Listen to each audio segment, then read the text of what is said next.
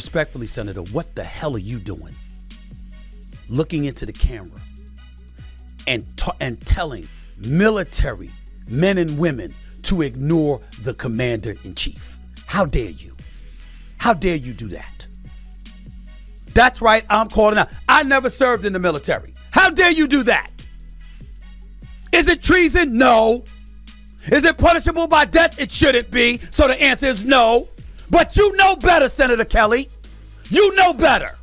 How dare you do that? What are you supposed to do? You're a ranking senator. You can go to the Senate. You can go to the House.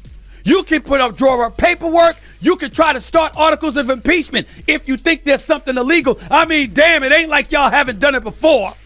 After this embarrassing charade. You recently accused Senator Mark Kelly, a veteran, an astronaut, of crossing the line for participating in a video reminding troops that they can refuse to follow illegal orders. Okay. Smith, being the attention whore he is, went on The View. There are some guys at Leavenworth who made really bad choices on the battlefield. And I do think there have to be consequences for abject war crimes.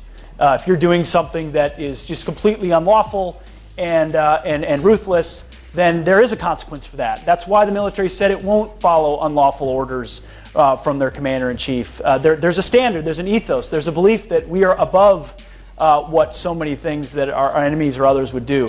And when Sunny Hostin quoted Pete Hegseth, this exchange occurred. I'd love to give you the opportunity to perhaps change your position on what you said. I'm not changing a thing. Okay. I didn't stutter when I said it. You want to stay loud and wrong?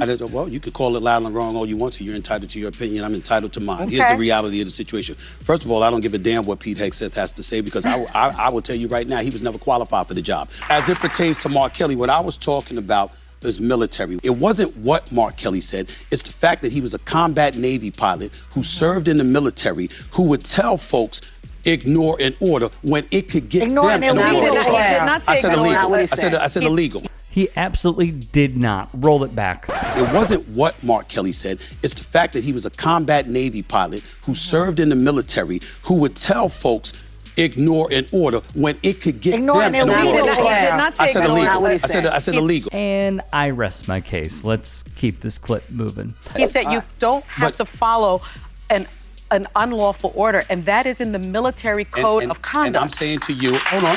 Let's just show the video, shall we? I'm Senator Alyssa Slotkin. Senator Mark Kelly. Representative Chris DeLuzio. Congresswoman Maggie Goodlander. Representative Chrissy Houlihan. Congressman Jason Crow. I was a captain in the United States Navy. Former CIA officer. Former Navy. Former paratrooper and Army Ranger. Former intelligence officer. Former Air Force. We want to speak directly to members of the military And the intelligence community. who take risks each day To keep Americans safe. We know you are under enormous stress and pressure right now. Americans trust their military. But that trust is at risk. This administration is pitting our uniformed military And intelligence community professionals. against American citizens. Like us, you all swore an oath. To protect and defend this Constitution. And right now, the threats to our Constitution aren't just coming from abroad, But from right here at home. Our laws are clear.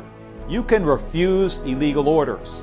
You can refuse illegal orders. you must refuse illegal orders. No one has to carry out orders that violate the law or our Constitution. We know this is hard and that it's a difficult time to be a public servant. But whether you're serving in the CIA, In the Army, Our Navy, The Air Force. your vigilance is critical. and know that we have your back. Because now, more than ever, The American people need you. We need you to stand up for our laws. our Constitution, and who we are as Americans. Don't give up. I don't think this is rocket science here, man. Stephen A. Smith is just doubling down to double down at this point. Now, as we know... Now, Van, you do spend a lot of time, threading the middle and trying to unite people. But there are those who really accuse you of being a political opportunist, a chameleon, so to speak, who provided racial cover for former disgraced, twice impeached President Trump.